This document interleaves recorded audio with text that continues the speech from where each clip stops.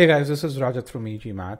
It's a very quick informal video. A lot of you have reached out to me in the past talking about, hey, data, what's the value of data on the GMAT? How can it help me define my preparation, enhance my preparation, help me reach my target GMAT score? So over the next few days and few weeks, you're going to see a lot of that information being posted. Today I had a success story interview with a student where this was something which was very obvious, and I thought I'll record this informal video. This informal video is about Dipinty. Dipinty is a current student, or you could call it a former student now since she's done with the GMAT. She scored 730 on the GMAT preparing on her own, and she's an Indian techie, so 730 wasn't enough. So she applied to a bunch of schools, and she got waitlisted by Darden and Fuqua. And she kind of recognized she needed a higher score, but she'd already exhausted all possible means to increase her score. She didn't know how to go about improving that. So she reached out to us, and that's when Ashutosh, one of our L2 GMAT strategy experts, asked her to take a Sigma X mock, because I mean, someone with a 730, you've got to have precise analytics on how to do this. So this was the first Sigma X mock she took. You can see she took that mock on 30th of October, and so she was, long story short, she was able to improve from 730 to 760. That 760 enabled her to get into TUC with a $50,000 scholarship. So really happy story. And you can really see that her current score is 730. She wants to get to that 760 or so. Now in this, she did get to that 750 score. But even when you do that, you can really see what data tells you about that improvement plan. So the first thing is the Quant and Verbal score. So clearly there's a lot of headroom in Quant. There's some headroom in Verbal as well, but not a whole lot. So clearly you've got to focus on Quant. Now, when you look at a Q48, you've got to understand where do you focus on. And what you've got to understand is that your Quant score is composed of subsectional abilities. And as you click on this, you get your arithmetic and algebra geometry ability. And clearly, she's almost there with algebra geometry. What she needed to work on was her arithmetic ability.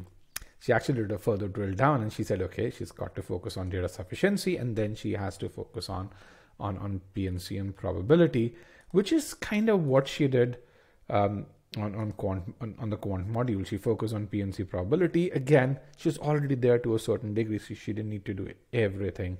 She focused on probability, she focused on PNC, and she was able to improve to a Q50 by doing this. The second thing she had to focus on then was a verbal score. So she had a V43, and that V43 again was composed of these three abilities. Clearly in SC and RC, she's almost there. So she decided to focus on critical reasoning. She was not following the pre-thinking approach.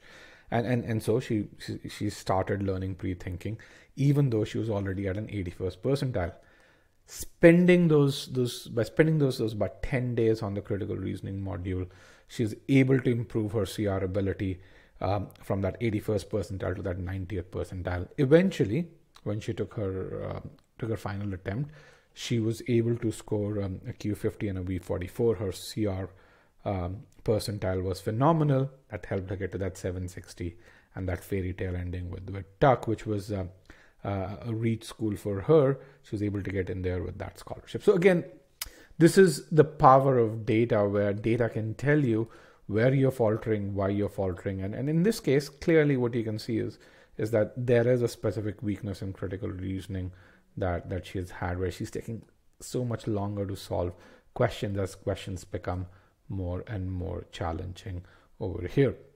So if you are someone who's struggling with his or her study plan, if you're someone who doesn't know how to really get started with the GMAT, take a Sigma X mock. All you need to do is Google Sigma X e-GMAT, and you can get to it, or click on the link in the description over there, take a Sigma X mock, get your starting score. Once you have that starting score, creating that personalized study plan, tracking that improvement becomes really easy.